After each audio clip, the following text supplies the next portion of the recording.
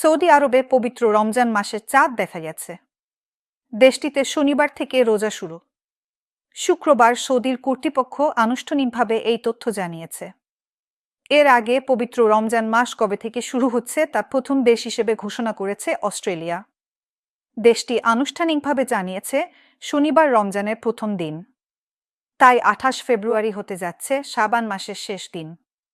অস্ট্রেলিয়ার grand মুফতিড Ibrahim Abu Mohammad Australian ফতোয়া council, federal council of ইমামস এবং ফতোয়া ও শরিয়াহ আরবিট্রেশন কাউন্সিলের সঙ্গে সমন্বয় করে এই ঘোষণা দেন।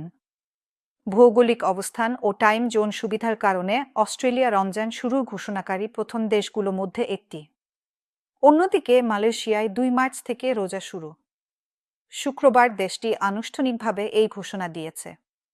ইন্দোনেশিয়া আনুষ্ঠানিকভাবে জানিয়েছে দেশটিতে শনিবার থেকে পবিত্র রমজান মাস শুরু হবে।